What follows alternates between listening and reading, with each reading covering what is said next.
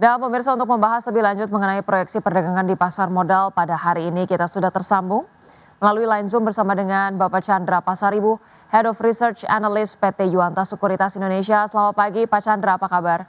Selamat pagi, Mbak Rosalin. Baik.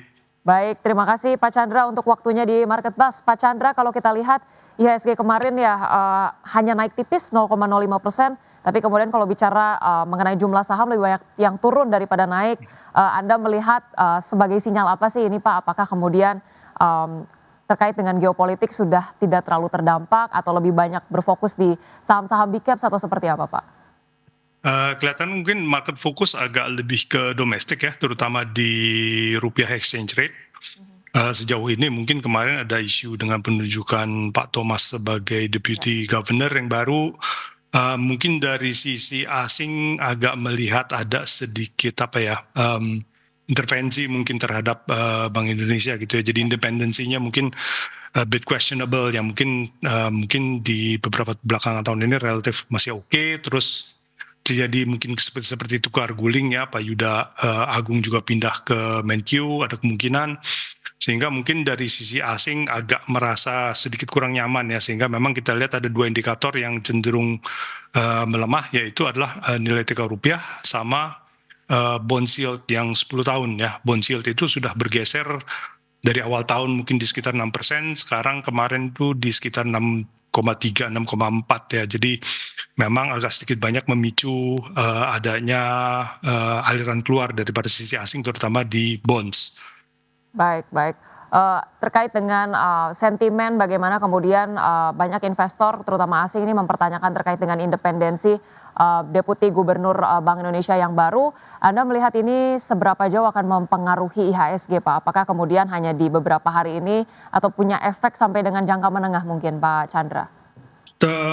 Ya jadi ini seperti jadi titik baru ya. Jadi yang tadinya mungkin orang lebih nyaman dengan independensi, sekarang jadi kayak reset button.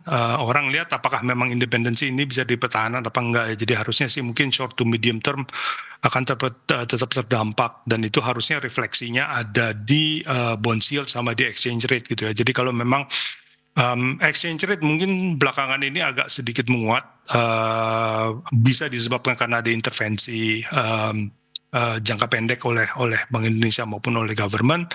Tapi kalau misalnya untuk impact medium termnya mungkin harus lihat di bond yield ya, apakah memang ada aliran asing masuk kembali terutama ke obligasi pemerintah, sehingga itu bisa memberikan penguatan yang lebih struktural terhadap exchange rate. Baik, baik. Pak Chandra, kalau misalnya bicara juga mengenai indeks LQ45, ada sejumlah perubahan. Anda menyoroti ini seperti apa, Pak Chandra? Jadi terutama yang saham-saham konglomerasi kemarin itu banyak didapatkan support atau mendapatkan support harga dari likuiditas ya, karena memang ada sedikit spekulasi bahwa saham-saham ini akan bisa masuk ke dalam indeks besar MSCI termasuk LQ. Nah, problemnya sekarang ini kelihatannya agak sedikit bergeser ya, karena dengan ada perubahan cara memandang daripada free float itu sendiri, kelihatannya harusnya syaratnya lebih ketat ya, sehingga mungkin saham-saham konglomerasi ini menjadi kandidat yang tidak terlalu utama gitu, karena mereka kan ada sedikit isu di sisi likuiditas. Nah, problemnya memang harusnya dengan likuiditas yang lebih tinggi, artinya kemungkinan untuk harga saham dimanipulasi menjadi lebih rendah sehingga harganya menjadi lebih efisien. Nah, sehingga mungkin akan sedikit ada pergeseran lebih balik kepada blue chips ya, daripada out of daripada konglomerasi. Baik, baik. Kalau bicara saham-saham blue chip sendiri, mungkin ada perhatian juga dari investor, Pak, saham-saham big caps di perbankan. Nah, ini kalau untuk BBCA mungkin seperti apa Anda lihat, ataukah kemudian secara sektoral perbankan memang belum menarik di posisi saat ini, Pak? Kalau dilihat market secara umum, mungkin sekarang perhatiannya memang sedikit bergeser kepada isu makro ya. Jadi sektoral mungkin plus minus akan sifatnya akan hampir sama lah cross sektor, karena dari sisi makro terutama exchange rate ini yang agak sedikit yang menjadi kunci daripada performance ya. Karena kalau misalnya memang exchange rate-nya agak cenderung melemah secara struktural, makanya itu akan menyebabkan adanya inflated cost ya. Nah, inflated cost terutama akan mengerem pertumbuhan sehingga akhirnya semua sektor terdampak relatif negatif. Baik. Dan kalau bicara mengenai sektor-sektor lainnya Pak, sektor komoditas misalnya terkait dengan minyak, kemudian juga emas, nikel, apakah kemudian ini memang masih menjadi momentum yang cukup menarik Pak untuk sektor komoditas? Kalau sektor komoditas mungkin menjadi kayak safe haven ya untuk dalam kondisi sekarang ini. Pertama dari sisi rupiah karena mereka relatif export base dan harga komoditi itu kan anchored ke US dollar, jadi mereka akan diuntungkan. Terutama makin diuntungkan, keuntungan menjadi double pada saat mereka melakukan ekspor seperti emas, nikel, atau bahkan CPO. Jadi dan di global kita sendiri kita lihat permintaan terhadap komoditi masih cukup kuat ya. Jadi indeks-indeks luar negeri masih positif. Jadi kelihatannya memang ada paling tidak ada 3 support untuk sektor-sektor komoditi tersebut sih. Baik, baik. Terkait dengan rally, misalnya kita bahas terlebih dahulu Pak terkait dengan komoditas emas. Kalau kita lihat kemarin rally Antam sudah cukup tajam begitu ya, diiringi juga dengan harga komoditas emas yang melesat. Kalau bicara mengenai komoditas emasnya terlebih dahulu deh Pak, dari berhari-hari all time high ini, Anda melihat di tengah situasi geopolitik yang saat ini, proyeksinya apakah sangat kuat Pak untuk masih terus mengalami penguatan Pak? Kelihatannya emas dari tahun lalu ya kita cenderung memang agak positif ya karena memang dengan pergeseran tatanan perdagangan global terutama ya, jadi ada kecenderungan untuk dedolarisasi dan alternatif pilihan pertama itu ada di komoditi emas masuk, sehingga memang pembelian emas yang cukup signifikan itu dilakukan oleh central bank gitu ya, jadi bukan retail gitu, sehingga itu memberikan landasan struktural yang sangat kuat terhadap harga emas. Dan kelihatannya kalau misalnya dedolarisasi ini masih berjalan dan kita tahu Trump masih doyan ya untuk ganggu-ganggu tatanan perdagangan internasional, sehingga akhirnya memang favoritism atau safe havennya ke emas masih akan cenderung berjalan terus ya. Baik, proyeksi yang cukup kuat begitu ya untuk emas masih melanjutkan penguatan. Tapi untuk Betul. saham-saham emas sendiri ada review tersendiri Pak Chandra? Mereka tentunya akan terdampak positif ya. Jadi begitu kita lihat harga emasnya all time high break terus, saham-saham harga emas akan dengan sendirinya akan refleksi hal-hal tersebut gitu. Jadi harusnya memang kalau kita masih positif terhadap harga emas bahwa masih akan cenderung menguat atau paling tidak stabil di level yang sekarang, itu akan dengan sendirinya akan memberikan sentimen positif terhadap saham-saham emas. Baik, kecuali mungkin untuk Antam Pak, di tengah penguatan yang sudah terjadi sangat tinggi, apakah ini kemudian untuk Antam sudah waspada profit taking atau seperti apa Pak?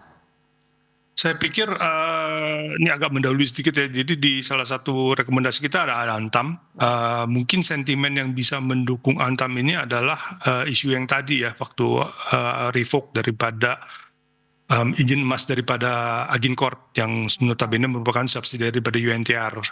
Katanya mau diambil dan antara ada kemungkinan juga isu penunjukan terhadap Antam untuk mengelola kawasan pertambangan tersebut, sehingga akhirnya memang mungkin Antam ini meskipun memang harga sahamnya telah naik mungkin mendapatkan sentimen positif berikutnya dari spekulasi ini sih. Baik, masih ada berbagai katalis positif ataupun proyeksi positif untuk saham Antam, nanti mungkin akan dibahas lebih spesifik di saham-saham pilihan.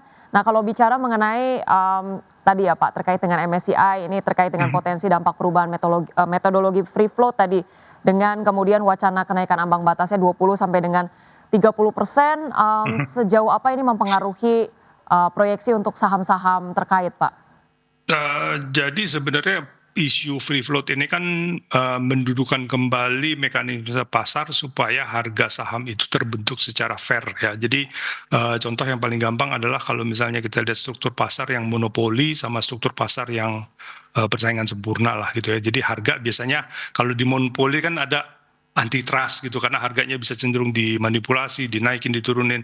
Nah, dengan free float ini juga kalau misalnya free floatnya terlalu kecil, dia akan cenderung menjadi lebih refleksi terhadap monopolistik atau mempunyai kekuatan monopolistik, sehingga harga sahamnya sendiri mungkin akan lebih ada kemungkinan bisa dimanipulasi. Nah, dengan menaikkan free float ini akan mendekatkan market ke persaingan yang lebih sempurna sehingga terbentuk harga yang lebih fair. Jadi artinya Mungkin di dalam jangka pendek karena tadinya spekulasi terhadap konglomerat stocks itu cukup tinggi bahwa mereka akan masuk indeks, tetapi ternyata terjadi perubahan pendekatan terhadap free float ini, secara jangka pendek mungkin akan terjadi koreksi dan sudah terjadi koreksi sebenarnya di konglomerasi dan sedikit mungkin akan berpindah kepada stok-stok yang punya likuiditas yang lebih tinggi. Baik, mungkin ada rekomendasi Pak terkait dengan tadi dikatakan saham-saham yang likuiditasnya lebih tinggi Pak, mungkin yang bisa menjadi watchlist? Tentunya yang LQ45 kali ya, karena kalau misalnya kita lihat dari tahun lalu itu performance year to date 2025, kalau misalnya IHSG yang broad base itu sempat naik sekitar 18% kalau nggak salah, LQ itu masih tertinggal di sekitar 2-3%. Ya, jadi memang ada gap valuasi karena yang tadinya orang ada spekulasi bahwa yang konglomerat akan masuk ke indeks sehingga terjadi rebalancing, ini kelihatannya agak shifting balik kepada jadi rebalancingnya mungkin akan lebih kepada blue chip sih. Baik, baik. Saham-saham blue chip, khususnya juga saham-saham LQ45 ini yang kemudian menjadi watchlist untuk para investor. Pak Chandra, kita masih akan bahas berbagai sentimen ataupun saham pilihan, tapi kita perlu jeda terlebih dahulu. Pemirsa jangan kemana-mana, tetaplah bersama kami.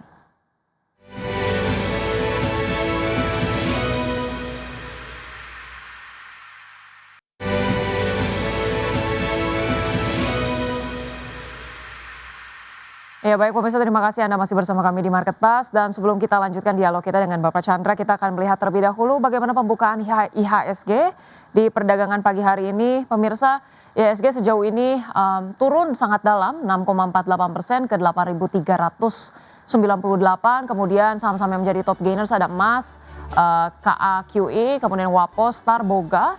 Sementara itu saham-saham yang melemah tajam ini ada BBCA, BMRI, BBRI Bumi, BKSL. Kemudian untuk secara sektoral non cyclical memimpin pelemahan 1,73%, perbankan melemah 2,9%, dan kesehatan melemah 3,26%. Kita ke Bursa Asia pemirsa. Di sini untuk Bursa Asia, Nikkei terpantau melemah 0,4%, kemudian STI melemah 0,3%, Kospi menguat 1,5%, dan Hang Seng menguat 0,65%. Kemudian untuk saham-saham pilihan ya pemirsa direkomendasikan pada perdagangan pagi hari ini ada Aman, ada TAPG, Antam, dan juga MBMA.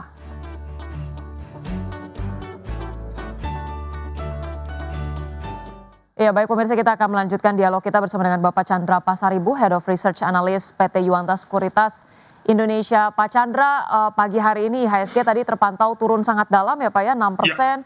Kemudian top gainers beberapa diantaranya saham komoditas emas, dan top losers didominasi oleh saham-saham perbankan big caps. Apa yang Anda soroti Pak reviewnya? Ini mungkin buah hasil daripada relatively ya itu tadi ya ada sedikit ketidakpercayaan. Jadi memang sejauh ini kan kita tahu bahwa dari sisi makro terutama state budget waktu itu kelihatannya realisasi nggak terlalu bagus sehingga mungkin diprediksi target penerimaan pajak yang cukup berat untuk tahun 2026 sehingga dibutuhkan kelihatannya government di situ mendorong ya, artinya koordinasi yang lebih erat antara Bank Indonesia dengan Menkyu. Tetapi mungkin di satu sisi ini sedikit banyak mengakibatkan adanya pengorbanan terhadap independensi ya. Jadi memang harus dibuktikan bahwa trade off antara independensi dengan koordinasi yang lebih rapat ini bisa menghasilkan pertumbuhan yang lebih cepat sih. Mungkin solusinya itu gitu loh. Baik, baik. Kenapa kemudian saham-saham perbankan Himbara Pak ini mempunyai dampak yang cukup signifikankah terkait dengan sentimen tersebut, atau review Anda seperti apa? Pasti ya, karena sifatnya karena SOE ya, karena government owned, pasti akan dirasakan. Kalau Bank Indonesia aja bisa relatif dipengaruhi, apalagi SOE yang 100% punya government gitu ya. Jadi ada kemungkinan mungkin sedikit kenaikan risk bahwa intervensi government terhadap bank BUMN ini menjadi cukup tinggi ya. Artinya mereka ya kalau misalnya mendukung program pemerintah yang memang secara return menghasilkan return yang bagus sih nggak apa-apa gitu. Cuman kadang-kadang kan pemerintah mendorong program yang relatif lebih sifatnya populis ya. Baik. Ya. Baik, baik. masih ada kemudian proyeksi yang cukup negatif, kita masih wait and see terkait dengan saham perbankan big caps. Apakah kemudian ini artinya untuk entry harusnya kita masih wait and see dulu, akan ada potensi pelemahan lanjutan nih Pak Chandra? Saya sih mungkin akan sebenarnya sih kalau dimulai cicil sih nggak apa-apa kali ya, karena ini udah cukup dalam, tapi rasanya bahwa kemudian ada pelemahan berlanjutan sih quite possible ya, karena kita lihat sebenarnya ya itu tadi sebenarnya dari sisi yield bonds itu kan pasti dampaknya masih short to medium ya, termasuk juga daripada exchange rate ini kan baru hari pertama setelah ada penunjukan deputy governor yang baru, jadi ada kemungkinan mungkin market akan diuji terus ya. Baik, baik. Pak Chandra, kita akan bergeser ke saham-saham pilihan, Bapak. Ada Aman, TAPG, dan Antam, MBMA. Untuk Aman, proyeksinya seperti apa, Pak? Secara general kita lihat sebenarnya dari 4 pilihan ini semuanya adalah komoditi ya. Jadi seperti tadi kita bicara dengan market yang relatif tertekan. Kalau Aman sendiri kan emas ya basically ya. Jadi kalau kita positif terhadap emas, harusnya memang Aman relatif menjadi lebih aman juga sebagai alternatif investment pada saat market relatif domestik terutama ya terkena tekanan yang cukup signifikan. Baik, baik. Aman direkomendasikan trading buy. Untuk TAPG, Pak Chandra. TAPG is CPO. Kelihatannya juga permintaan terhadap CPO relatif masih cukup bagus ya, dan kita juga kelihatannya dengan EU agak sedikit membina hubungan baik gitu ya. Jadi ada harusnya sih ekspor CPO ke luar, terutama ke EU mungkin bisa meningkat. Di samping memang harga komoditi dan dollar base ya. Jadi balik lagi dia dipengaruhi cukup positif karena ada pelemahan rupiah terhadap US dollar. Baik, TAPG dari sektor ini komoditas CPO juga menarik untuk trading buy. Untuk Antam seberapa menarik Pak Antam dengan posisi harga saat ini? Antam kalau kita lihat sebenarnya harusnya relatifnya cukup menarik ya, karena harga emas masih cukup tinggi, jadi sejalan dengan Aman tadi, plus mereka mungkin ada possibility untuk mendapatkan Agincourt ya, yaitu pertambahan emas di bawah subsidi dari UNTR, karena memang izinnya telah dicabut ya, sehingga mungkin kalau memang dijadikan dipindah tangankan kepada Antam, akan Antam mendapatkan kayak windfall profit lah ya, karena mereka mendapatkan konsesi yang relatif cukup bagus. Baik, Antam masih punya berbagai katalis yang optimistis. Ada direkomendasikan untuk buy di support 4.540 dan juga resistance di 4.760. Untuk MBMA, Pak Chandra. Nickel related, jadi sebagai alternatif daripada emas sama CPO, ini juga again kita lihat sebagai komoditi, nickel prices relatively stabil kali ya. Pemerintah juga punya niat untuk menstabilkan harga nikel. Jadi memang yang beberapa rencana pertambangan telah relatif dikurangi ya, untuk menjaga harga nikel maupun harga batu bara, sehingga akhirnya mungkin plus tadi ada pelemahan exchange rate, sehingga akhirnya memang MBMA mungkin relatif mendapatkan positif sentimen dari hal-hal tersebut. Baik, itu dia rekomendasi dari saham-saham pilihan analis pada pagi hari ini. Ada Aman, TAPG, Antam, dan juga MBMA. Mungkin satu pertanyaan terakhir Pak Chandra, sejauh apa IHSG akan bergerak di perdagangan hari ini? Apakah masih kemudian akan melanjutkan pelemahan? Mungkin apakah ada support dan resistance angka-angka yang bisa di-share nih Pak? Ini kalau udah lihat begini harusnya sih cenderung akan dites supportnya sih ya. Relatif mungkin di balik tadi yang paling bawah di 83 mungkin. Kelihatannya volatilitas di hari ini akan relatif tinggi. Tapi rasanya rebound positifnya kemungkinannya relatif sangat kecil ya. Jadi saya cenderung kepada koreksi sih. Cuman end of day-nya berapa kita harus perhatikan sih. Baik. Itu dia proyeksi dari Pak Chandra. IHSG diproyeksikan masih melemah dengan support di kisaran 8.300-an. Terima kasih banyak Pak Chandra Pasaribu, Head of Research Analyst PT Yuanta Sekuritas Indonesia, telah menghadirkan berbagai informasi dan juga insights di pagi hari ini. Salam sehat, sampai berjumpa kembali Pak Chandra. Ya, terima kasih, selamat pagi.